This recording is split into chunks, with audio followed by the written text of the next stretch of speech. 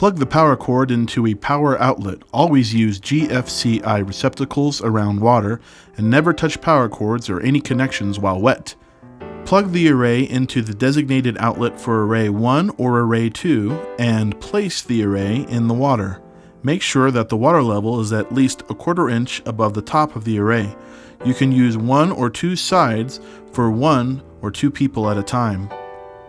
Flip the power switch on. You will then want to flip the switch for which side of the machine you are using. The display screen will light up, the voltage reading on the top while the amperage reading is on the bottom of the screen.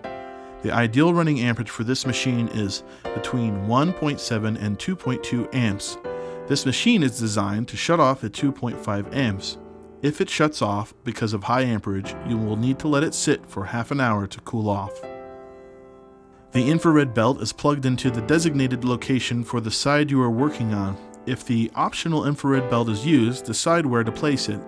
The bamboo charcoal inside the yellow corduroy. The material is usually placed over the waist, but may be used on a leg, arm, shoulder, or back. Wrap the fur belt around the body using the hook and loop fasteners to secure it in place. The extra extender may be added to lengthen the belt. Warning: do not use near the heart. Do not place vertically along the spine. It may be used directly on the skin or over clothing. Unplug heating belt when not in use. Machine does not require the infrared belt in order to run. Start with no salt. Wait a minute or so and check for amperage. If it does not reach the desired amperage reading, add 1/8 teaspoon of salt away from where the array is and move your feet around a little to dissolve the salt.